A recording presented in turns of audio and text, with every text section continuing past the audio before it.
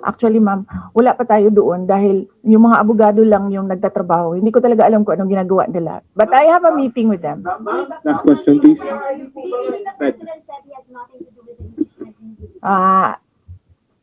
I do not want to answer that question. Next. Mag-confirm po ba na si dating Pangulo Duterte isa sa mga abogado niyo para sa impeachment? I do not want to answer that question. Yes, ma'am. Oh, namimili ng question. May hahalin tulad ng sitwasyon ng bansa sa 1984 George Orwell.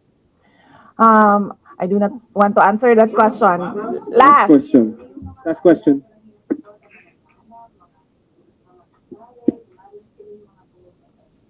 Paniwala ko lang, no, if you have to explain or defend your signature in a yes petition for impeachment, then you feel that you have done something wrong.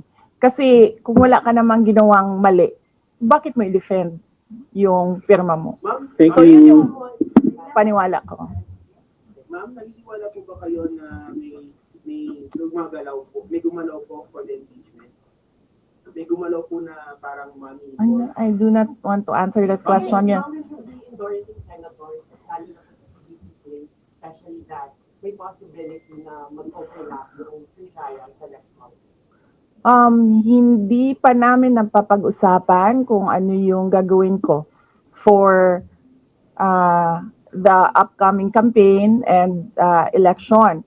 Pero nasabi ko na noon na patuloy yung trabaho namin, and isa sa mga trabaho namin ay gusto namin tumulong sa Commission on Elections in voter education, particularly yung wag mo ibenta yung boto mo, wag gumamit ng dahas during campaign and election day, yung mga ganon.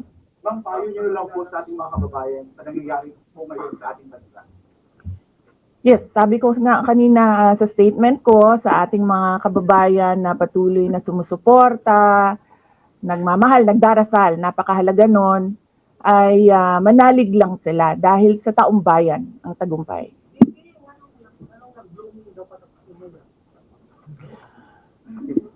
Nanong naakadiri sa Manila na taga Davao man ka? Ako, ayun na. Hindi na natin naintindihan. Thank you, OVP Media. Yes, sir.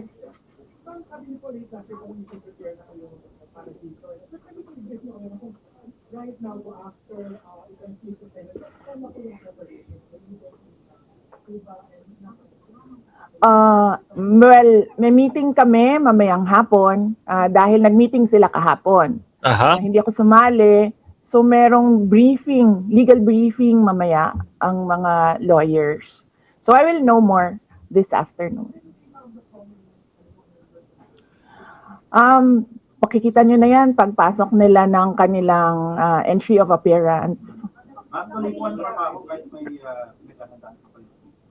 Yes sir, opo. Kakatapos lang po ng planning conference ng Office of the Vice President. So we did it last Tuesday, Wednesday, and Thursday para po sa 2025 and 2026. So for 2025, may mga maapektuhan ba na programs ng OVP?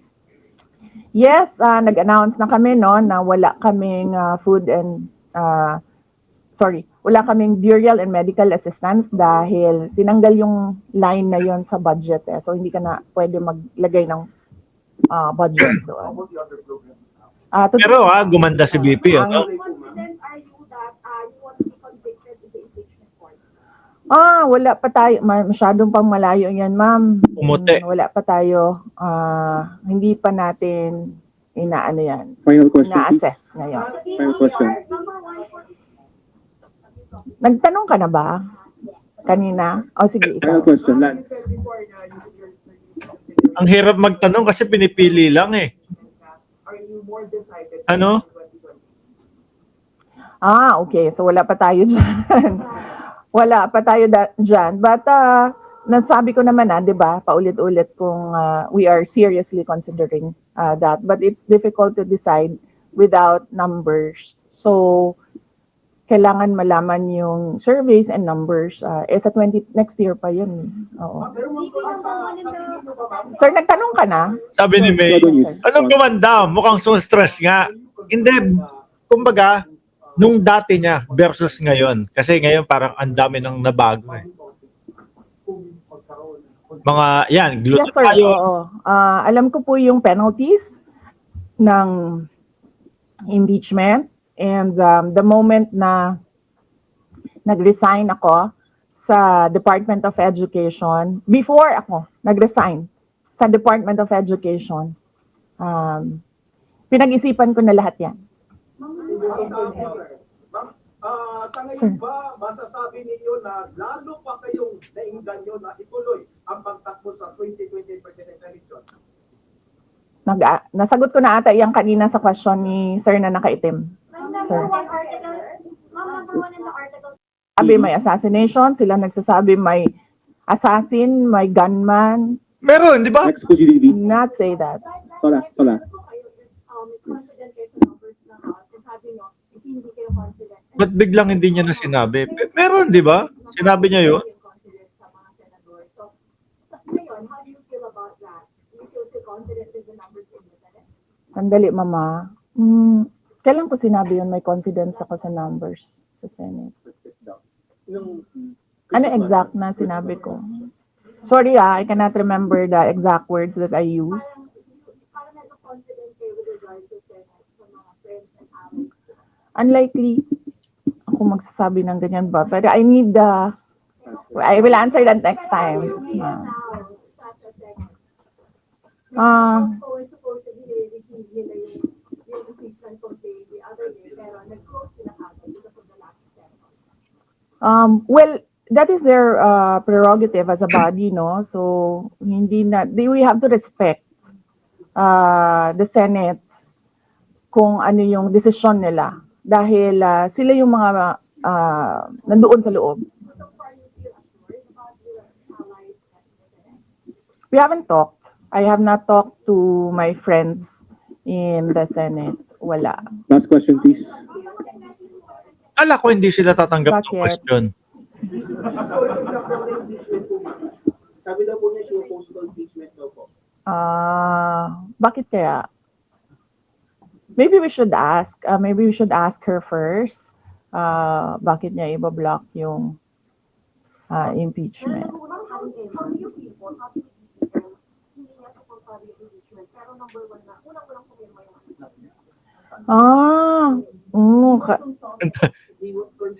Kasi sabi ito lang. Hinihintay kong basahin eh. Ayan, yung babasahin niya eh. Oh. Ayan, ang daming nagbabantay sa gilid. Nausap niyo na ba yung father niyo after your impeachment? Wala pa. But nagpadala ako ng message through sa kanyang assistant, and sinabi ko na, ano ba sinabi ko? Hindi ko maalala. I think I said, everything will be all right. Oh, Bob Marley. Yan nata ang sinabi ko. Because everything His reply gotta was be ito. alright. MacArthur's Park. So, nagpadala siya ng video na kumakanta siya. Ang tagal ng impeachment Hindi na ko pa nabasa, usapan. ma'am, yung complaint, but I understand lahat ng mga complaints na na-file sa House of Representatives, nabasa na ng mga lawyers. Mahirap i-depensa yun, mga kababayan. Sandali, Mahirap sir. i-depensa. Sandali, sir, ha? What's wrong, wait? Hindi ko na muna sagutin yung tanong na yan ngayon, ma'am. Doon muna tayo sa God Save the Philippines. Mika, God save the Philippines. Or encourage your supporters to take to the streets to rally? Sa panahon ngayon, ma'am, na sobrang mahal ng presyo ng mga bilihin, lalong-lalo na ng pagkain, sasabihin ko sa mga supporters sa taong bayan na unahin muna nila ang trabaho and negosyo nila kesa sa mag-rally sila sa mga daan. Eh, dito sila Dahil pumunta sa amin. Marami, o lahat tayo, breadwinners. So, merong mga bata or merong mga kapamilya na nagdedepende sa atin. Dito sa amin pumunta yung At sila. tayo naman ang social media capital ng buong mundo. Kung gusto talaga nilang magsalita at tumulong, doon na lang sila sa social media kung saan nakakatrabaho pa rin sila. Pero nagagawa nila kung ano yung nararamdaman nila na gusto nilang gawin. At Magbablogger yun na ay lang. masalita at marinig sila ng Magbablogger na. taong bayan at No? ng mundo. Mika Flores, Reuters. Are you not confident that you have enough allies to avoid a contention? Hindi ko pa naisip yan, sir. I've not counted numbers of votes in the Senate, so we are not there yet. We are still, the legal team is still in the preparation of the defense and what we will do moving forward. Pero wag mag-rally, wala namang nag-rally sa kanila eh, di ba? Wala sumasama. Do I feel betrayed? Actually, ma'am, wala akong feelings. Uy, Wala akong feelings about it. Kasi, kung napapansin nyo, wala naman kasi talaga akong barkada na politiko. I don't join their circles, but we are friends. Yes. But kung ninong at ninang lang ng mga anak, walang ninong at ninang na politiko ang mga anak ko. Oo. Maliban kay Stonefish, dahil nandoon si former President Erap Estrada. So, I don't move in the circle of politicians. Kaibigan, yes. But to say that meron akong close relationship, personal relationship with them, wala naman. Kaya siguro, ganyan din siguro kadali sa kanila ang magdesisyon about the impeachment. Kasi wala naman talagang walang friends. something that is worthwhile sa aming pagiging magkaibigan. Last question, One last Jason. impeachment. Nagkaroon po ba kayo ng prior information na may impeach ka sa House under last session day? Or may nag-PM ba sa'yo? Naka-receive po ba kayo? Yes. Oo. Si JC. Si JC. U.S. Legal Forms has been providing legal Nakagulat naman to. Biglang sumusulpot. Oh, Diba? Comment nyo lang po, ma'am. Alam ko matagal na ito, but PC Prosecutor's Office didn't issue yung patong-patong na kaso against you. Yes. What your initial reaction about that? And second po, any update, security details natin, ma'am, tuloy po ba yung pag-try po natin ng file? Okay, hindi ko na sasagutin yan ha. Dun lang tayo sa God Save the Philippines. Ma'am, Okay. last na lang po, ma'am. God, ano ba? Ma'am, you said God save the Philippines. Parang lutang. Palala ang problema ng Pilipinas ever since na nagkaroon ng issue. Nagkaroon ng issue sa impeachment na ito. Parang, ano po yung nakikita yung problem sa Philippines ngayon? Tapos nila inunay yung impeachment. Gaano kalala ang Pilipinas na pag-iwanan na tayo ng panahon at ng ating mga kapitbahay dito sa region at napag-iwanan na tayo ng mundo. Malala siya since Patay ko. nagkaroon ako ng understanding. Kasi 1990s, tapos 1990s, magulo. Well, sa amin, magulo sa Mindanao. And then, ngayon, nagbabadya ang gulo sa Mindanao. So, parang wala namang nagbago. So, malala. Sobrang malala dahil Nahihilo ko. kung nakakausap mo yung mga tao na arawan yung kanilang sweldo, yung pera nila hindi na talaga sapat para sa pagkain, para sa kuryente, para sa bahay, para sa tubig, para sa pag-aaral ng kanilang mga anak. At kung basihan natin yung pag-alis ng mga Pilipino sa sarili nilang bansa ay sobrang malala dahil sobrang dami ng ating mga kababayan ang pumupunta, nakikipagsapalaran sa ibang bansa dahil wala silang makita na pag-asa, wala silang makita na oportunidad dito sa ating bayan. Kaya parang nakakaawa na tayo dito sa loob at nakakahiya yung estado natin kapag iniligay mo siya in a global stage na kung saan pinapanood tayo ng ibang mga lahi at ibang mga bansa. Lalo na nung nagbanta siya, no? And because of that, tapos na tayo. Diba? Maraming Thank you. salamat Thank you, sa oras Vivian. ninyo. Magandang umaga. Oh yeah. Yes, yes. Happy Valley. Oh, basing on the palakpak ng mga kasamahan ko sa Office of the Vice President, okay naman sila. Yun na yun!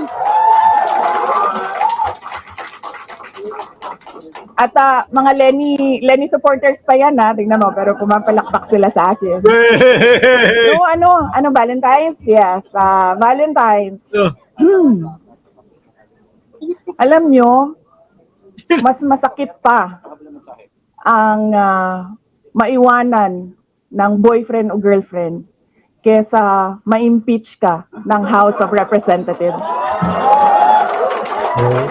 Yun na yun! Thank you, thank you. Romel! Oh my God!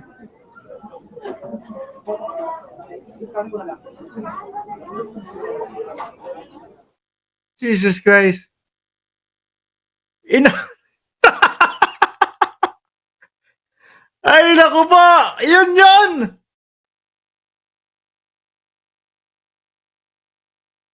Speechless ako dun ah. Wala akong masabi dun ah. Naku, parang nasayang yung oras natin, mga kababayan. Yung unang press con ng Vice Presidente. Mga boss, naalala nyo? Yung pugutan ng ulo? Pangalawang press con. Oh, yun dun na sa loob ng House of Representatives, dun sa detention hall, dun sa detention facility.